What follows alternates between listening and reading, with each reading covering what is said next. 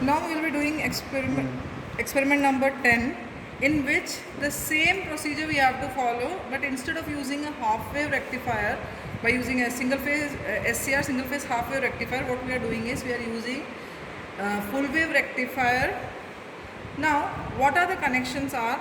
See, what is the difference between half wave and full wave is, for the case of half wave we were using only one SCR. For the case of full wave, now what we will be doing is we will be using two SCR, SCR1 and SCR2, and the firing angle will be controlled by these two parameters.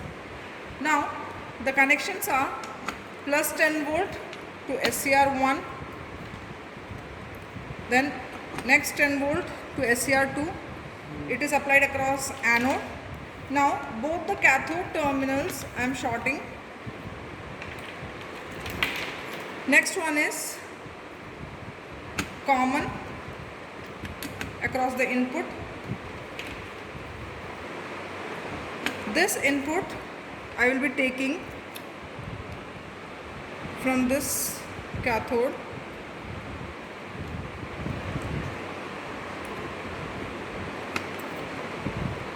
Now the next part is,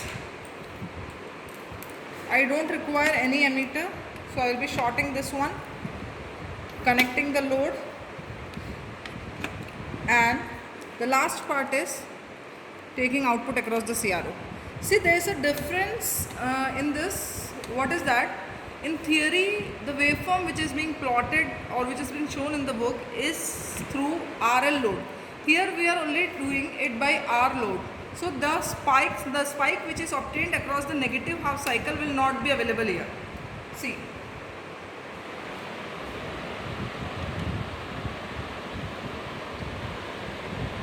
See, this is the waveform when I am setting the values of VR1 and VR2 at maximum. See, now see the variation. What I am doing is I am only changing VR1.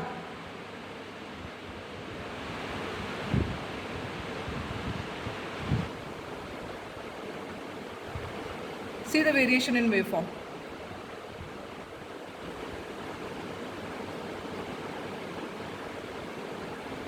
This particular waveform, this is showing the changes across VR1. The same changes across this cycle also. Now what I am doing is I am changing VR2. That means the variation will occur across this and this one. See.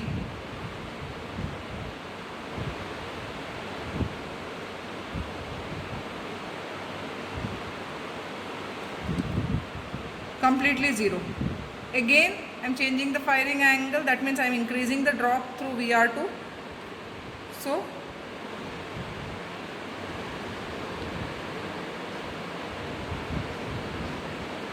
now what happened is, why I am getting this waveform in this part, that means the spike portion is not available because we are using resistive load here.